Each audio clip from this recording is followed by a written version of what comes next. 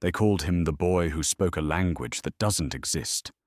Found barefoot by a burnt-out Union post, he babbles strange syllables and draws spirals in soot, and the farmers who take him in vanish one by one. On a quiet Missouri homestead, under a barn warm with hay and the smell of lye soap, a trapdoor gives way to a cellar no child should know exists. 11 bundles of bones rest on stone shelves, each marked in the boy's ghost script. The sheriff thinks it's mimicry. The physician isn't so sure. Who taught the boy to build a mausoleum? If you would like me to continue creating stories so that this history, which is not taught in schools, is not forgotten, please subscribe to this channel. Write in the comments where you are watching from. The limestone bridge creaked under Sheriff Coleman's horse as he crossed the sun-bleached planks. Sweat darkened his wool coat despite the late afternoon breeze. His brass-button notebook pressed heavy against his chest, a constant reminder of duty in these strange days after the war. Old Man Harris's report had been specific. A child, maybe 10 years old, barefoot, and muttering nonsense by the East Creek Bend. In peacetime, such news might spark concern. But now, with displaced families scattered across Greene County, orphans had become common as crows. The sheriff found the boy exactly where Harris described, cross-legged in the packed dirt, small fingers working methodically to draw lines that seemed to follow no pattern. A burlap satchel lay beside him, stuffed full of dried thistle stems, their thorns catching the late sun. "Son?" Coleman dismounted, boots raising dust. "Can you tell me your name?" The boy's head lifted. His eyes were clear, focused, not the vacant stare of fever or shock. His lips moved in a stream of sounds, unlike any language Coleman had encountered during his years in the Union cavalry.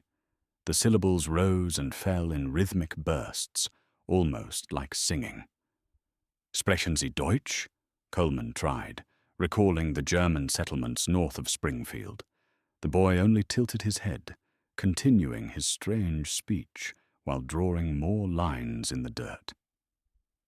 By sunset, Coleman had the boy settled in his office, while runners spread word through Bearwater's streets. No one recognized the child. The Methodist ladies brought bread and milk, which he ate mechanically, never ceasing his quiet chatter.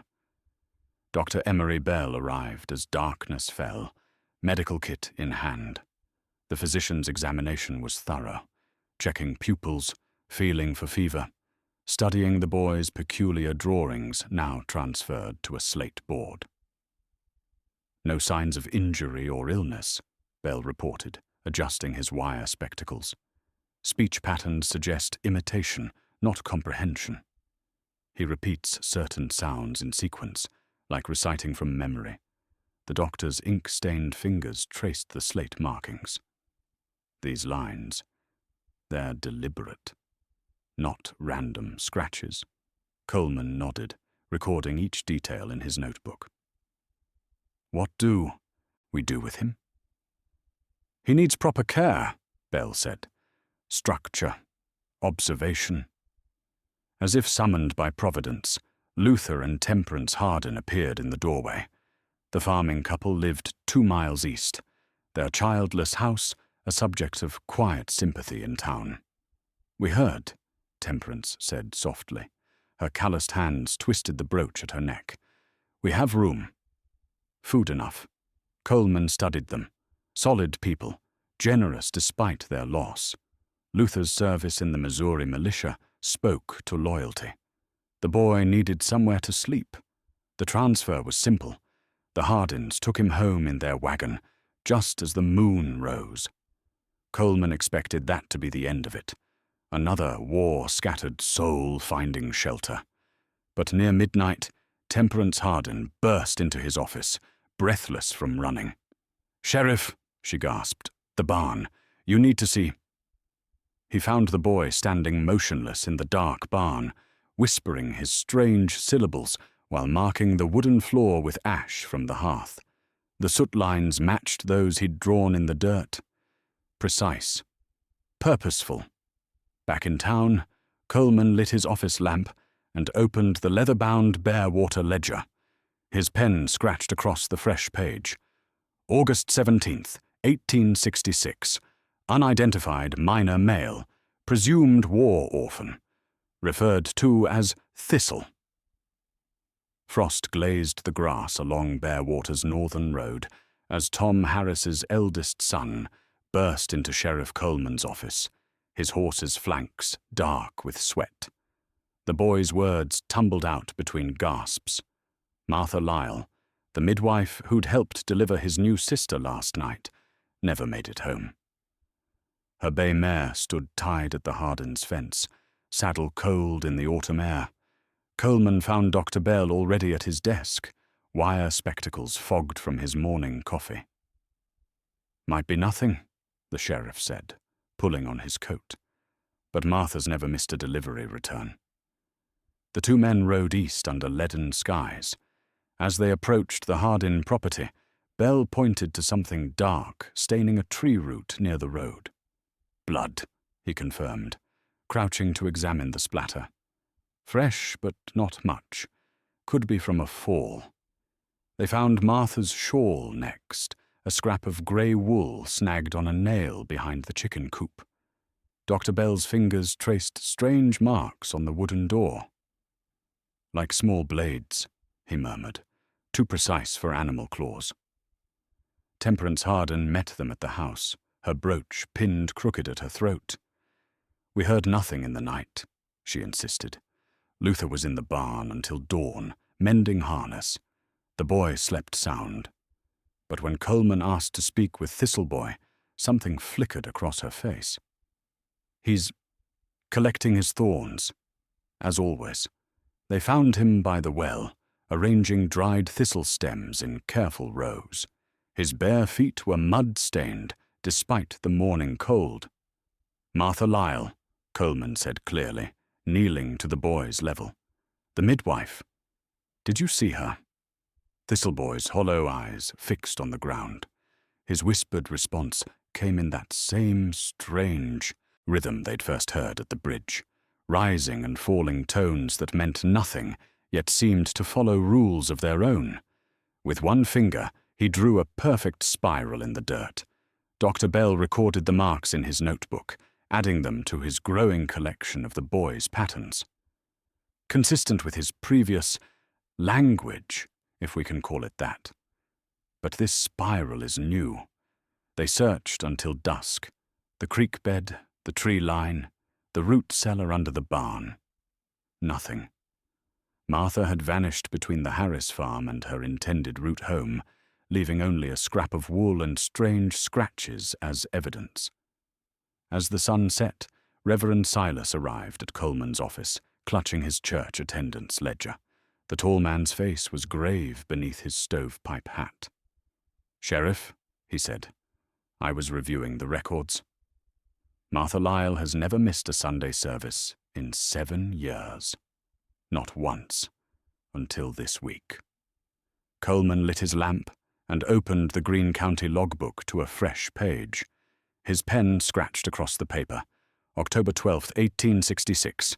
Missing person, Martha Lyle, midwife. Last seen departing Harris Farm, evening of October 11th. Bay mare recovered at Hardin property. Blood evidence minimal. No signs of struggle or robbery. Reward offered. He sealed the notice and handed it to his fastest rider. "Take this to Springfield," he ordered. "Post it at the courthouse and telegraph office. Stop at every farm along the way." Frost-rimmed grass crunched under Jacob Miller's boots as he guided his cattle down Barewater's southern fork. The pale December sun had barely cleared the tree line when he spotted the overturned wagon, its canvas top billowing like a torn sail in the morning wind. Miller recognized Elijah Cormac's distinctive red wheel spokes. The traveling bookseller had passed his herd just yesterday, heading north with his usual load of primers and almanacs. Now the wagon lay on its side, contents scattered across the frozen mud. Sheriff Coleman arrived within the hour, Dr. Bell close behind. The physician's medical bag swung heavy at his side as they surveyed the scene.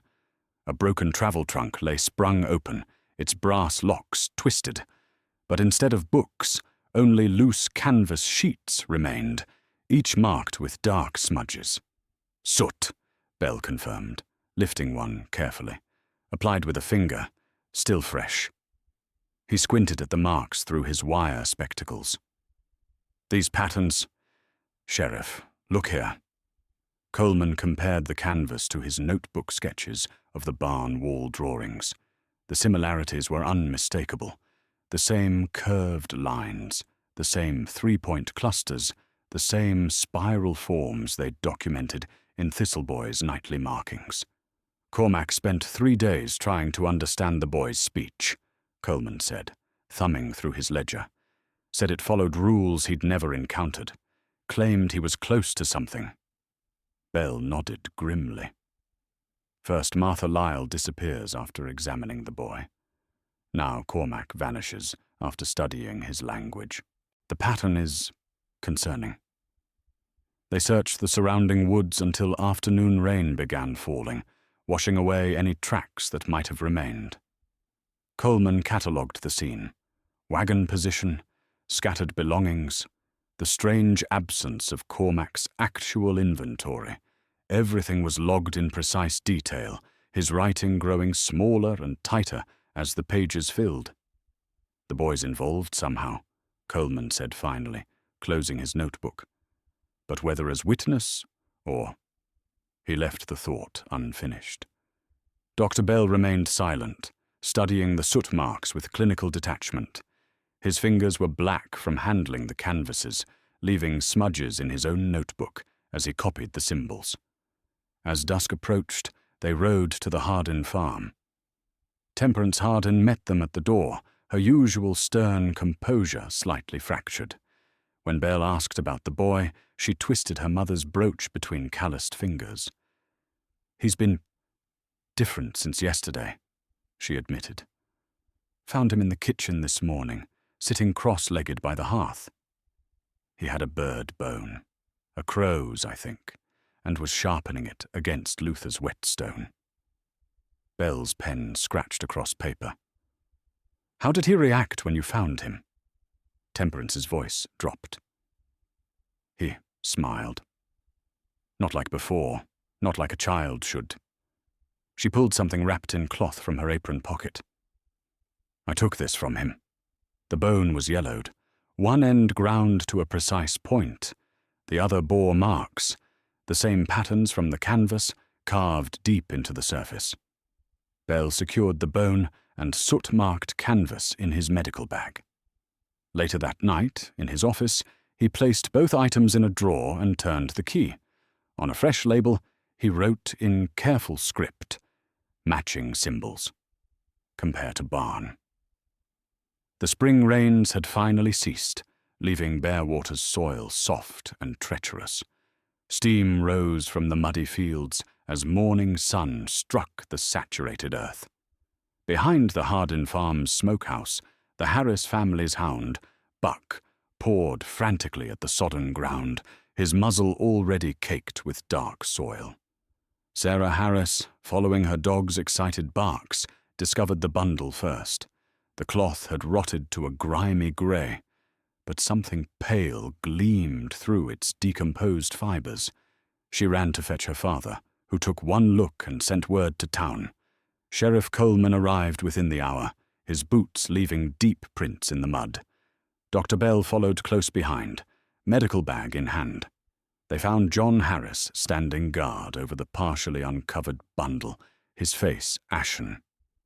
"Don't touch anything," Coleman ordered, kneeling beside the disturbed earth.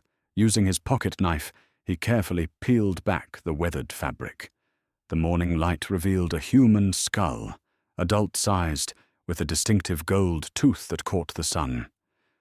"Martha Lyle," Dr. Bell said quietly, adjusting his spectacles. She was quite proud of that dental work.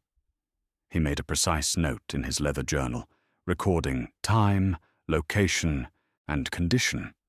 The bundle contained more than just the skull. Wrapped in what appeared to be a child's dress, they found finger bones, ribs, and other remains. Coleman's weathered face hardened as he documented each piece. By noon, Judge Marlowe had arrived from the courthouse, his normally immaculate coat speckled with mud. After examining the scene, he produced a warrant authorizing a complete search of the Hardin property. "Start with the barn," he instructed. "Work methodically." The search team found the trapdoor beneath a heavy hay bale in the barn's northwest corner. The wood was worn but solid, with iron hinges recently oiled. Below, steep steps descended into darkness. Coleman led the way with a lantern, its light revealing a root cellar lined with limestone blocks. But instead of preserves or winter vegetables, wooden shelves lined the walls, each bearing careful labels in now familiar soot glyphs. "Lord have mercy," whispered one of the deputies. Each shelf held wrapped bundles similar to what Buck had uncovered. Dr. Bell worked systematically, unwrapping each package while Coleman logged the contents. Bones, teeth, personal effects that told silent stories. A tortoiseshell comb, brass buttons from a Union coat, a tiny leather shoe that could only have belonged to a child. 11, Dr. Bell announced finally, his voice clinical but strained. 11 distinct sets of remains, based on bone size and development. His usually steady hands shook slightly as he made his notes. On the lowest shelf, partially hidden behind a bundle, sat a leather-bound hymnal. Its pages were splayed open, the margins filled with dark drawings. Coleman held his lantern closer, comparing the soot marks to the sketches in his notebook. "These match the symbols from Cormac's wagon canvas," he confirmed. "Exactly the same." Dr. Bell carefully turned the hymnal's stiff pages. Near the center, one sheet bore markings unlike the others, a crude map drawn in glyphs showing Bearwater's main road, the limestone bridge, and each homestead. The Hardin farm stood out, marked in what appeared to be rust-colored ink. Dawn crept over Bearwater, painting the limestone bridge in pale gold. Sheriff Coleman's boots crunched on the gravel path leading to the Hardin farmhouse, Deputy Thompson at his side. The morning dew had yet to burn off, leaving the grass slick and heavy. The front door stood open, swaying slightly in the morning breeze. "Mrs. Hardin," Coleman called, hand resting on his holstered revolver. No response came from the silent house. Inside, they found the kitchen exactly as it had been left the previous evening. 2 cups of cold coffee on the table, a half-eaten loaf of bread, butter knife still resting in the dish. Upstairs, the Hardins' bed was made with military precision, Mrs. Hardin's brooch still on the bedside table. But the boys' room was empty. The narrow bed showed no sign of use, the quilt folded with unnatural care. On the floor lay a single, dried thistle stem. By noon, both Hardins were in custody, found trying to purchase train tickets in Springfield. They offered no resistance, no explanation for their attempted departure. Mrs. Hardin clutched her Bible and stared at the floor of her cell. Her husband simply sat, hands folded, watching the shadows move across the wall. The search for the boy consumed the town. Riders checked every barn and hollow within 10 miles. Dr. Bell examined the boy's few possessions for clues, while Judge Marlowe ordered telegraph notices sent to surrounding counties. That Sunday, Reverend Silas delivered a sermon that left his congregation shifting uncomfortably in their pews. He spoke of the Tower of Babel, of children who spoke in tongues that could not be understood, of pride before the fall. His voice cracked when he described those who harbor serpents, thinking them doves. Summer withered into autumn. The Hardin farm stood empty, its windows dark eyes staring across overgrown fields. Children whispered about Thistle's Keep, daring each other to approach the barn at night. None did. Judge Marlowe's office filled with letters. Some residents demanded justice for the boy they called victim, while others insisted he had been something darker. Mrs. Peterson wrote of seeing him speak to crows. Farmer Jenkins claimed the boy had known where to dig for things better left buried. The truth remained elusive until the first Sunday of October, when a dust-covered rider arrived from Carruthersville. He carried a deposition taken from Ephraim Stokes, a river fiddler arrested for drunken behavior. The document described a strange child staying with Widow Chen. Boy never speaks proper, just hums and draws these maps on bits of cloth. Widow calls them ghost maps, says they show places that ain't there no more. One night I saw him drawing by candlelight, same marks I once saw in an old hymnal up Bearwater Way. Sheriff Coleman spread the enclosed linen scraps across his desk. The soot marks were unmistakable, matching the symbols from the cellar perfectly. One piece showed Bearwater's layout, including the limestone bridge and the Hardin farm, exactly as it appeared in the hymnal. His hand steady, Coleman wrote out orders for a rider to verify the boy's location. The message was clear: observe only. Do not approach. Wait for further instruction. The Carruthersville church stood weathered but proud, its white clapboard walls gleaming in the autumn sun. Inside, dust motes danced in shafts of coloured light filtering through the stained glass windows. Reverend John Silas's fingers trembled slightly as he lifted the heavy baptismal ledger from its shelf, laying it carefully on the oak pulpit before Greene County deputies Wilson and Hayes. "Here," he said, thumb pressed against a dog-eared page. 3 Sundays passed. The entry was written in precise script, though the ink showed signs of smudging. Child unnamed, age undetermined, marked as Thistle. No known, guardian. Attended service but refused communion. Deputy Wilson leaned closer, squinting at dark marks along the page's margin. "These symbols here." "Yes," Reverend Silas interrupted, his voice tight. "He drew them during the sermon." I found him afterward, adding more to the hymnals.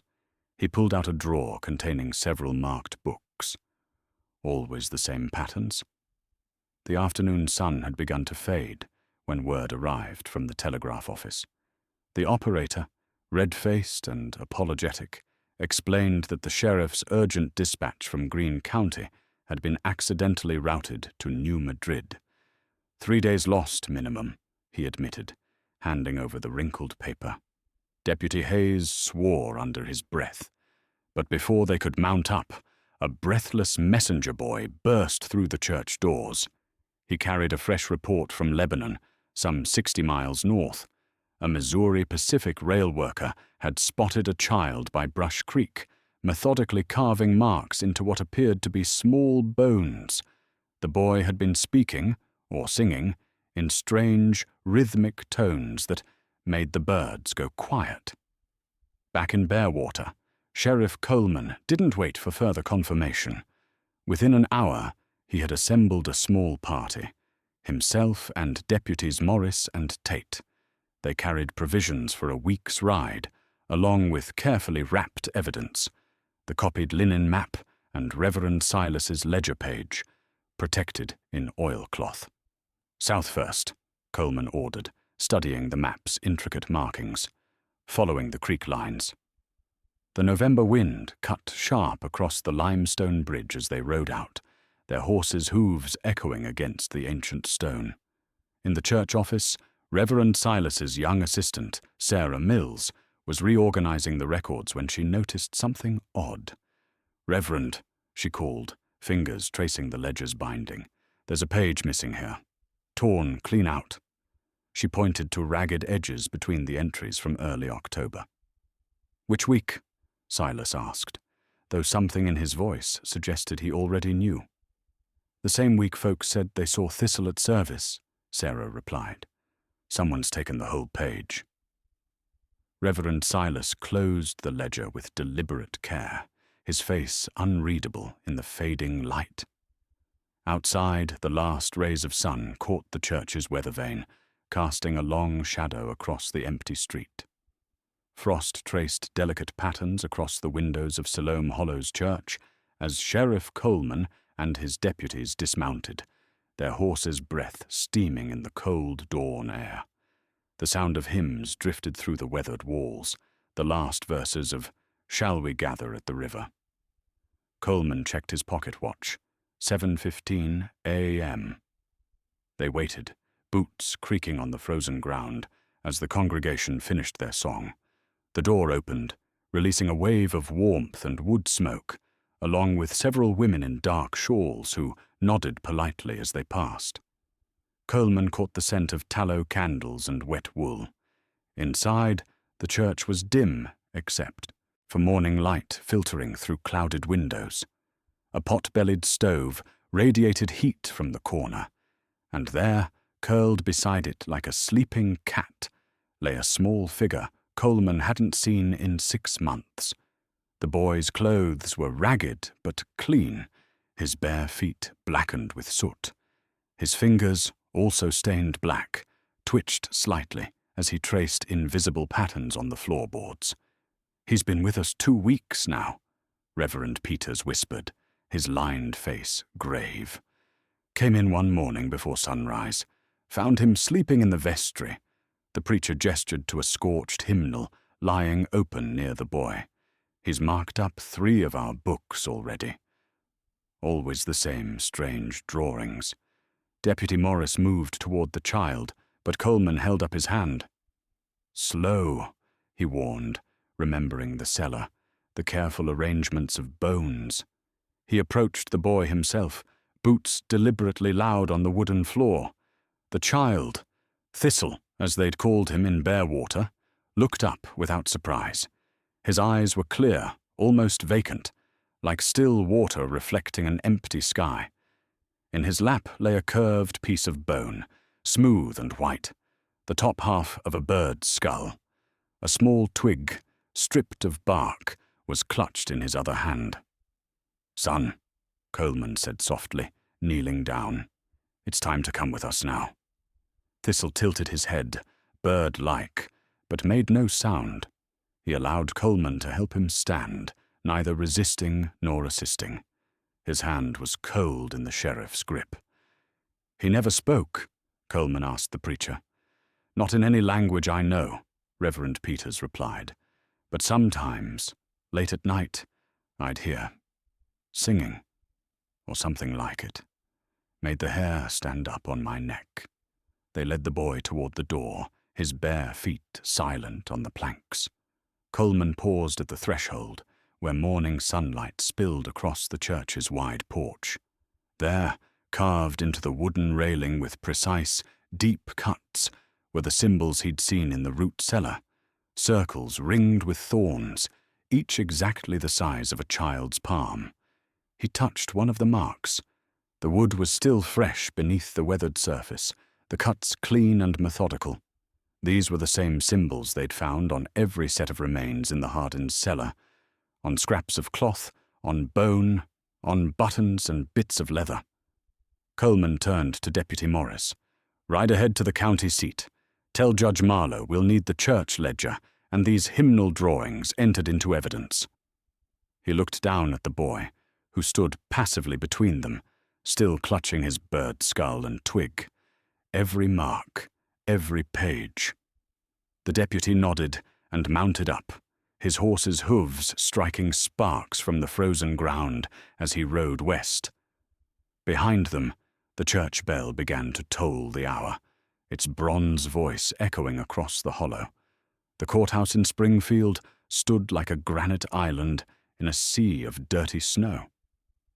3 months of storms had buried Greene County, delaying mail riders and forcing Judge Marlowe to postpone the proceedings until roads cleared. Now, on a bitter Friday morning, officials gathered in the small courtroom, their boots leaving wet trails on the pine floors.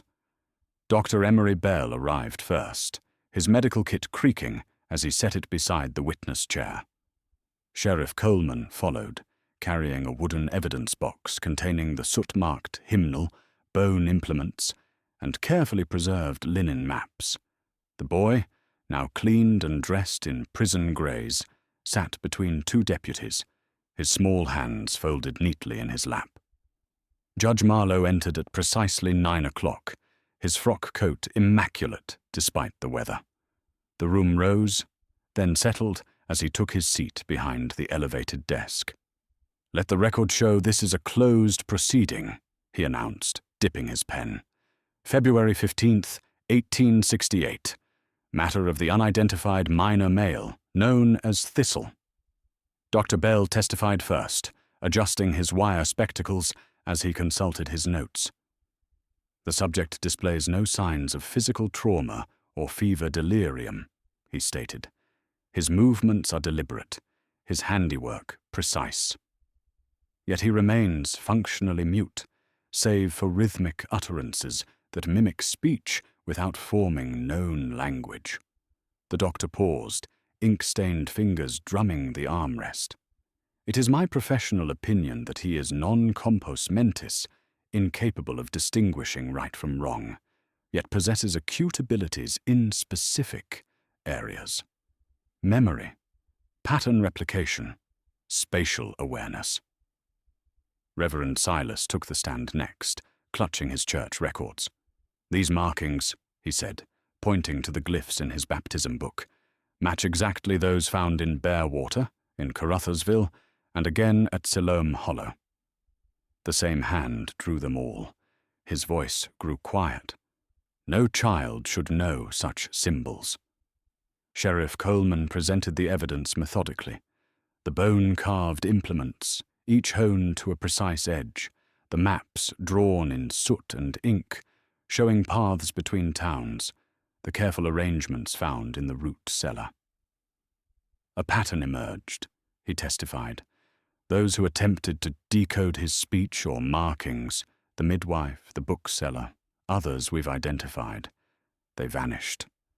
Their remains were found beneath the Hardin barn, each arranged according to these symbols." Throughout the testimony, the boy sat motionless, his eyes fixed on some middle distance. Only when Dr. Bell displayed the maps did his fingers twitch, as if wanting to trace their lines. Judge Marlowe studied the evidence in silence, his expression granite hard.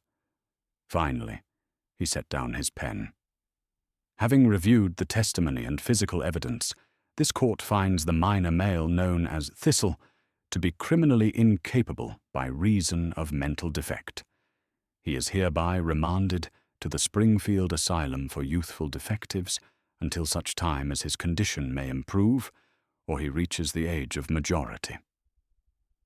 As the deputies led the boy out, the courthouse janitor, Edwin Weeks, approached the bench.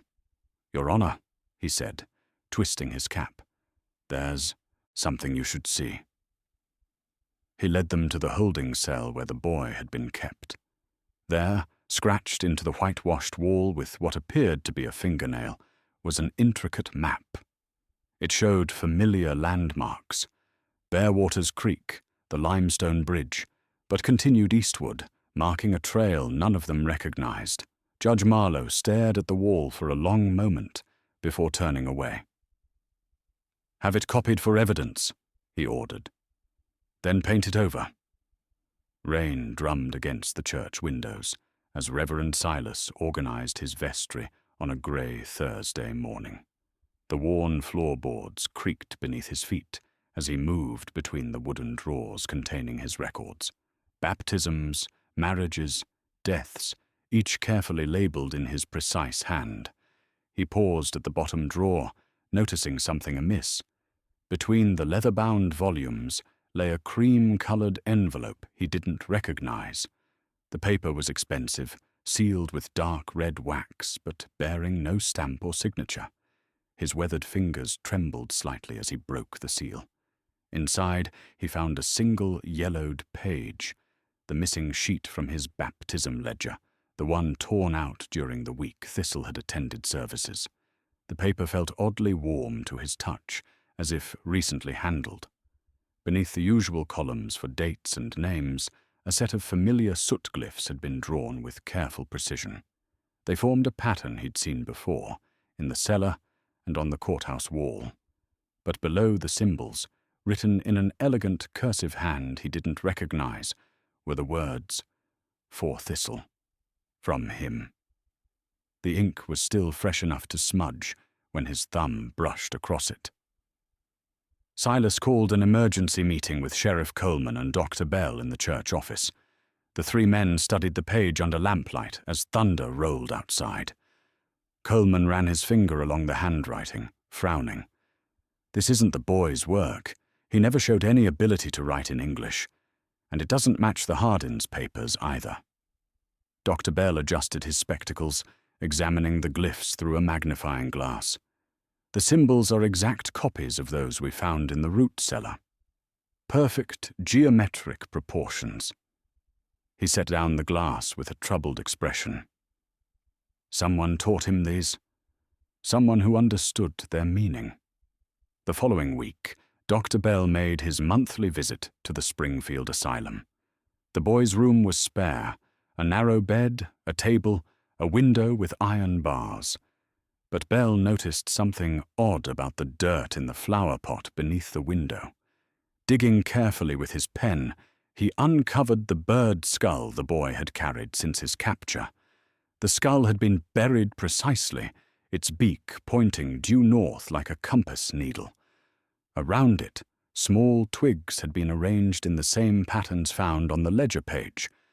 Bell wrote in his notebook, April 10th, 1868. Subject maintains ritualistic precision in object placement. Skull aligned to true north within 1 degree of accuracy. How does he know? Who showed him? The doctor's questions echoed those whispered in Bearwater's taverns and church halls. Who had sealed that letter in expensive paper and red wax?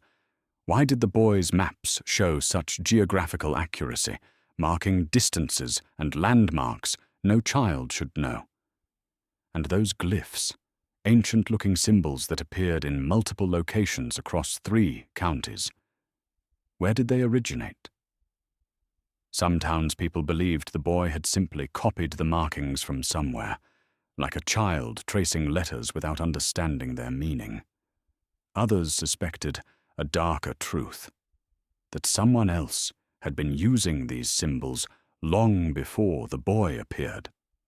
Someone who had prepared that root cellar. Someone who had taught him their meaning. The baptism page was logged into evidence, sealed in the courthouse records. But its mysteries remained, like the boy's true name, lost in the spaces between what was known and what was feared.